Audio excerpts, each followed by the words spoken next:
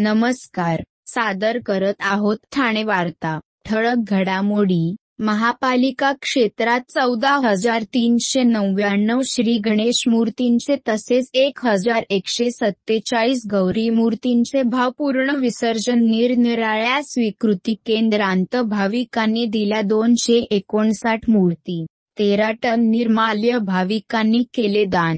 जिल्हा परिषदेचे बांधकाम विभागातील काम वाटप झाले आता ऑनलाईन. महाराष्ट्रात पहिल्यांदाच जिल्हा परिषद ठाणे मार्फत पेमेंट गेटवेचा वापर आणि ऑटो रिक्षा आणि मीटर टॅक्सी चालकांसाठी स्वतंत्र कल्याणकारी मंडळ परिवहन विभागांतर्गत स्थापन. या आणि इतर घडामोडी विस्तृतपणे पण काही क्षणातच. आमच्या फेसबुक पेज तसंच यूट्यूब चॅनल आणि संकेतस्थळाला सबस्क्राईब करायला विसरू नका.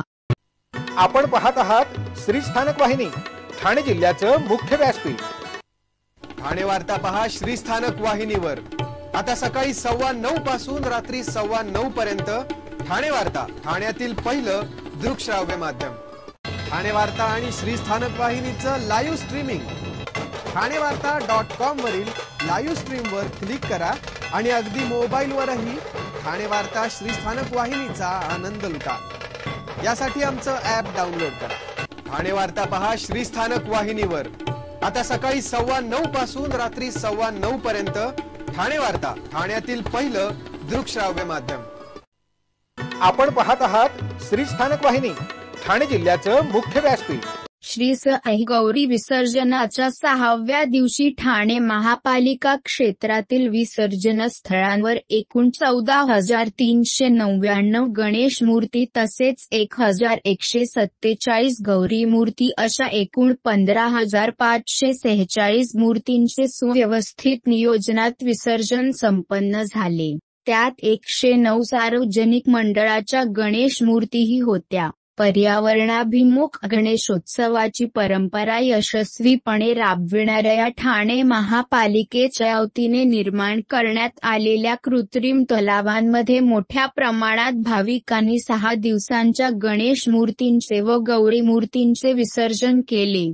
महापालिकेने तयार केलेल्या विसर्जन व्यवस्थेला ठाणेकर नागरिकांनी दिलेल्या उदंड प्रतिसादाबद्दल महापालिका आयुक्त सौरभ राव यांनी सर्व गणेश भक्तांचे आभार मानले आहेत. प्रत्यक्ष विसर्जनाच्या ठिकाणी महापालिकेच्या अधिकारी आणि कर्मचारी यांनी पोलीस व स्वयंसेवकाच्या साथीने विसर्जन व्यवस्थेचे नियोजन केले. महापालिकेच्या एकूण 10 ठिकाणी असलेल्या गणेश मूर्ती स्वीकार केंद्रामध्ये प्राप्त झालेल्या एकूण 259 गणेश मूर्तींचे महापालिकेच्या वतीने स्वीकृती केंद्राच्या जवळच्या कृत्रिम तलावांमध्ये विधिवत विसर्जन करण्यात आले.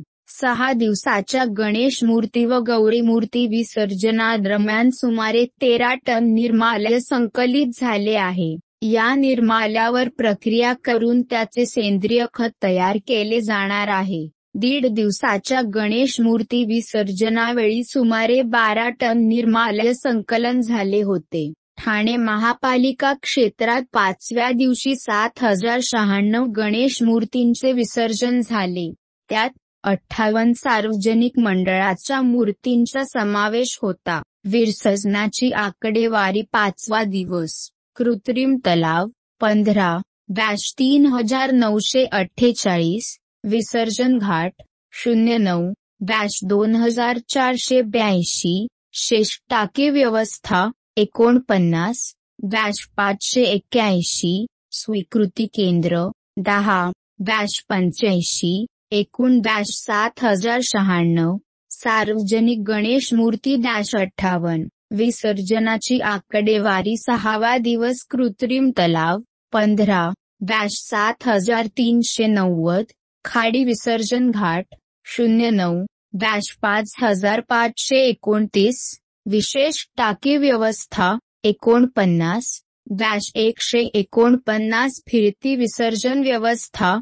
06-72, मूर्ती स्वीकृती केंद्र 10-259, एकूण 14,300, एकूण गणेश मूर्ती 14,399, एकूण गौरी मूर्ती 1147. सार्वजनिक गणेश मूर्ती 109. या वर्षी फिरती विसर्जन व्यवस्था नौपाडा कोपरी, माजिवडा मानपाडा, वागळे आणि व तर्कनगर या 4 प्रभाग समिती क्षेत्रांमध्ये उपलब्ध आहे. सकाळी 12 ते रात्री 10 वाजेपर्यंत प्रभाग समितीमधील विविध ठिकाणी ठराविक काळासाठी हे फिरते वाहन विसर्जन व्यवस्थेसह उपलब्ध राहील. त्यावरील टाकीमध्ये गणेश मूर्तींचे विसर्जन करता येईल. या विसर्जन व्यवस्थेचे वेळापत्रक ठाणे महापालिकेच्या वेबसाईटवर पर्यावरणपूरक गणपती विसर्जन व्यवस्था 2024 या शीर्षकावर उपलब्ध करण्यात आले आहे. गेल्या वर्षीपासून महापालिकेने कृत्रिम तलावाच्या सोबतीने छोट्या टाक्यांचीही व्यवस्था विसर्जनासाठी केली होती. त्यानुसार गेल्या वर्षी 42 ठिकाणी टाक्यांची सुविधा उपलब्ध होती. ती संख्या यंदा 49 एवढी करण्यात आली आहे. तसेच जेल तलाव, मडवी हाऊस, राम मारुती रोड, महागिरी कोळीवाडा, टेंभी नाका, रिजन्सी हाइट्स, आझाद नगर, लोढा लक्झरिया, कामगार हॉस्पिटल, किसन नगर बस स्टॉप, मॉडेला चैक नाका, देवदया नगर, शिवाई नगर या 10 ठिकाणी मूर्ती स्वीकृती केंद्रे आहेत. आंबे घोसाळे, मासुंदा दत्त घाट, खारीगाव, घोलाई नगर, दातिवली तलाव, खिडकाळी तलाव, न्यू शिवाजी नगर, कळवा तलाव, निळकंठ वुड्स, टिकुजिनी वाडी, रेवाडे, बोरीवडे, ब्रह्मांड ऋतू पार्क, हिरानंदानी, रायला देवीड, उपवन तलाव परिसर, वर्तक नगर, देवदया नगर अशा 15 ठिकाणी कृत्रिम तलावांची व्यवस्था करण्यात आली आहे. त्याचबरोबर कोपरी, पारसिक रेती बंदर, रेती बंदर -1, रेती बंदर, ड्राणानगर, fast track bridge, Babaji Patil वाडी, शंकर मंदिर घाट, कोलशेत, बाळकुम अशा 09 ठिकाणी विसर्जन घाटांची व्यवस्था आहे. राज्यात अनेक वर्षापासून ऑटो रिक्षा आणि मीटर टॅक्सी चालकांसाठी स्वतंत्र कल्याणकारी मंडळ परिवहन विभागांतर्गत स्थापन करण्याबाबत मागणी करण्यात येत होती. महाराष्ट्रातील ऑटो रिक्षा आणि मीटर टॅक्सी यांची नोंदणी, बेअज वितरण, निरीक्षण, तपासणी व कर भरणा परिवहन खात्यामार्फत करण्यात येतो. त्यामुळे ऑटो रिक्षा आणि मीटर टॅक्सी चालकांची अद्ययावत संपूर्ण माहिती, डेटा, परिवहन विभागाकडे उपलब्ध असते. त्यामुळे परिवहन विभागांतर्गत ऑटो रिक्षा आणि मीटर टॅक्सी चालक कल्याणकारी मंडळ स्थापन करण्याच्या अनुषंगाने शासन निर्णय निर्गमित करण्याची व शासनाच्या विचाराधीन होती. त्याप्रमाणे शासनाकडून महाराष्ट्र ऑटो रिक्षा आणि मीटर टॅक्सी चालक कल्याणकारी मंडळाची स्थापना करण्यास मान्यता देण्यात आली आहे. महाराष्ट्र ऑटो रिक्षा आणि मीटर टॅक्सी चालक कल्याणकारी मंडळाकडून केंद्र शासनामार्फत व राज्य शासनामार्फत राबविण्यात येणाऱ्या 1. जीवन विमा व अपंगत्व विमा योजना, 2. आरोग्यविषयक लाभ, 3. कर्तव्यावर असताना दुखापत झाल्यास अर्थसहाय्य योजना, 50,000 रुपये, 4. पाल्यांच्या शिक्षणासाठी शिष्यवृत्ती योजना, 5. कामगार कौशल्य वृद्धी योजना अशा विविध कल्याणकारी योजनांचा लाभ ऑटो रिक्षा आणि मीटर टॅक्सी चालकांना देण्यात येणार आहेत. हा शासन निर्णय मंत्रिमंडळाच्या दिशांश 6 मार्च 2024 रोजी संपन्न बैठकीमध्ये दिलेल्या मान्यतेच्या अनुषंगाने निर्गमित करण्यात आला आहे, असे कल्याणचे उपप्रादेशिक परिवहन अधिकारी आशुतोष बारकुळ यांनी कळविले आहे. सर्व नागरिकांना आवाहन करण्यात येत आहे की सध्या डासांमार्फत पसरणाऱ्या डेंग्यू या आजाराचा प्रसार रोखण्यासाठी प्रत्येकाने पुढीलप्रमाणे कार्यवाही करावी. डेंग्यू आजार एडिस इजिप्ती हा डास चावल्याने होतो. या डासांची पैदास साचलेल्या किंवा साचवलेल्या स्वच्छ पाण्यामध्ये होते. 8 दिवसांपेक्षा जास्त दिवस पाणी उघडे व साचून राहिल्यास त्यात डास अंडी घालतात. अंड्यांच्या अळ्या तयार होऊन पुढे डास तयार होतात. यासाठी आपल्या घरातील पाणी साठे उदाहरणार्थ बॅरल्स, पिंपे, टाक्या, हौद, रांजणे इत्यादी दर आठवड्याला रिकामे करून घासून पुसून कोरडे करून पुन्हा भरावे. 1 दिवस कोरडा दिवस म्हणून पाळावा. पाणी साठ्यांना घट्ट झाकणे बसवावीत किंवा जुनी साडी, चादर, धोतर यांनी बांधून झाकून ठेवावीत, म्हणजे डास त्यात जाऊन अंडी घालणार नाहीत. घराच्या गच्चीवर, आजूबाजूला, अंगणात कोठेही पाणी साचू देऊ नये. भंगार सामान उघड्यावर टाकू नये. उदाहरणार्थ टायर्स, प्लास्टिक सामान, कुंड्या, टाकाऊ वस्तू इत्यादी. अशा सामानात पावसाचे पाणी साठून त्यात डेंग्यूच्या डासांची पैदास होते. घरातील कूलर्स, फ्रीजच्या पाठीमागील ट्रे हे देखील वेळोवेळी कोरडे करावेत. लक्षात ठेवा, नुसत्या फवारणीने डास घनता कमी होत नाही, तर त्यासाठी डास पैदास ठिकाणे नष्ट करणे ही आपल्या सर्वांची जबाबदारी आहे. कोणताही ताप अंगावर न काढता जवळच्या शासकीय रुग्णालयात मोफत औषधोपचार घ्या. अशा प्रकारे नागरिकांनी सहकार्य केल्यास डेंग्यूचा प्रसार रोखणे सहज शक्य आहे.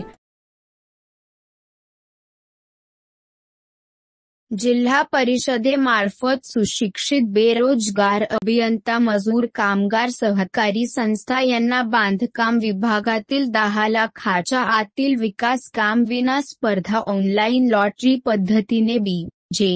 हायस्कूल येथे दीक्षांत शेख 3 सप्टेंबर आज वाटप करण्यात आले.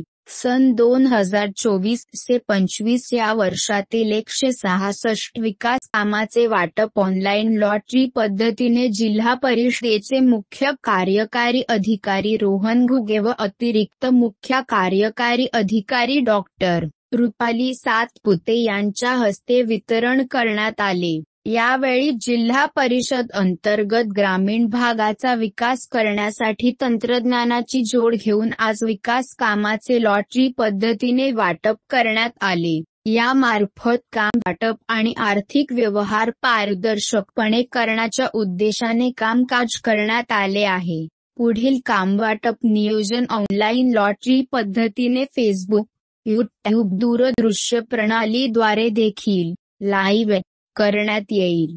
विकास कामांना गती मिळण्यासाठी सुरुवात उत्तम झाली असून काम देखील उत्तम पद्धतीने व्हावी अशी अपेक्षा जिल्हा परिषदेच्या मुख्य कार्यकारी अधिकारी रोहन घुगे यांनी व्यक्त केली.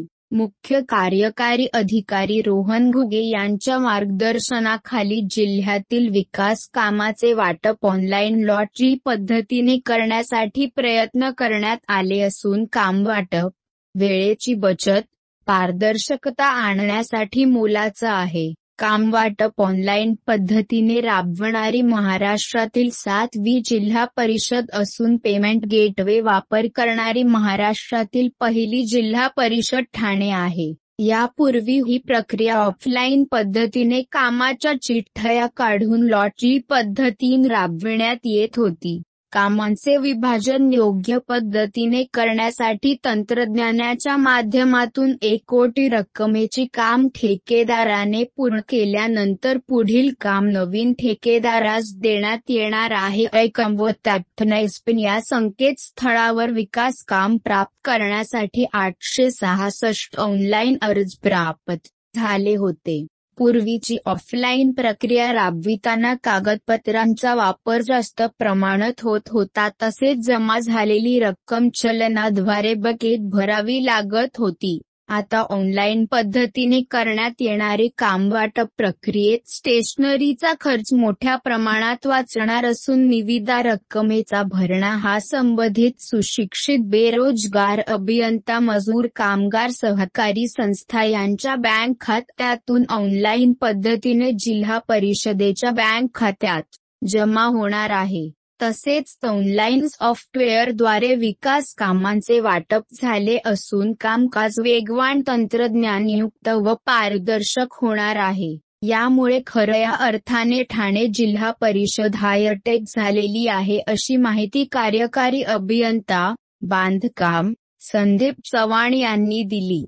ही कामवाटप प्रक्रिया ऑनलाईन पद्धतीने राबवली जात असल्याने जिल्ह्यातील सुशिक्षित बेरोजगार अभियंता व मजूर कामगार सहकारी संस्थेचे पदाधिकारी यांनी समाधान व्यक्त केले आहे.